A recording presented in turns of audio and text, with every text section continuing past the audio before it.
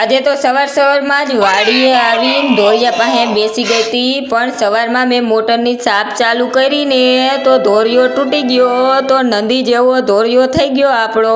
ધોરિયાને જોતી રહી તો પાછો ક્યારોય ભરાઈ ગયો તો, એટલે પછી પાવડો લઈને બાકા જીકી નાકું વારવા માંડી. નાકું વારીને અને પછી ધોરિયો તૂટ્યો તો ધોરિયો હાંધો સવારમાં નંદી જેવું કરી નાખ્યું પાણીને મેં. અને સવારનો નજારો જો કેવો મસ્ત, સોયાબીન કાચા છે, પાકી જવાના છે હમણે. અને આ બાજુની સાઈડમાં મમ્મી ને ભાઈ ની ધોરિયો કરતા હતા, અને પછી ધોરિયો કરતા હતા. હેમાંશુ આવી ગયો તો એના ભેરો, એટલે પછી હેમાંશુ આરે આપણે કરી આજે ફાઇટિંગ. પછી હું ને હેમાંશુ મસ્તી કરતા હતા અને રમતા હતા, તો હેમાંશુ કે ફૂઈ તારો ધોરિયો હું વીખી નાખાય. પછી એક બાજુ ધોરિયો બનતો હતો અને એક બાજુ હેમાંશુ વીકતો હતો.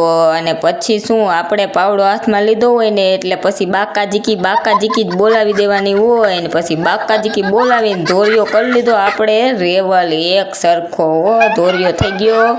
અને પછી ક્યારો ભરાઈ ગયો તો, એટલે પછી ખેતરની અંદર જોવા ગઈ સોયાબીનના ક્યારામાં કેટલો ક્યારો પૂગ્યો છે. તા હું પાણી જોતી હતી ક્યારામાં, તા તો હું પડી ગઈ. પછી પડી ગઈ તો ઊભી થઈ ગઈ. મેં કીધું કે ભાઈ હવે વારી લે, નકર લગરા કાકાના ખેતરમાં પાણી પૂગી જાહે. પછી નાકુ ભાઈએ વાર લીધું ને આજે તો એટલો તડકો પડ્યો તો મારી તો ખોપડી ફાટી જાત. પછી તો શું કુંડીમાં આવ્યું સીધું પાણી. અને આજે તો આ બે કુંડીને જોઈને નાવાનું મન થતું હતું, પણ આપણે નાવવું નહોતું. ભૂખ લાગી ગઈ હતી બહુ, સવારના કામ કરતા હતા. પછી ઘરેથી સરસ મજાનું ટિફિન આવી ગયું હતું ને પછી જમવા બેસી ગયા. જમી લીધું તો પાછો ક્યારો ભરાઈ ગયો, તો પાછો પાવડો લઈને પાછી બાકાજીકી બોલાવી દીધી, પાછું નાકું વારી લીધું. પછી નાકું વારી અને પાવર વયો ગયો. તો પછી હેમાંશુને કીધું હાલ તારે ઘરે આવવું છે કે નહીં, તો હેમાંશુ કે હા. અને પછી ઘરે જવાનું હતું.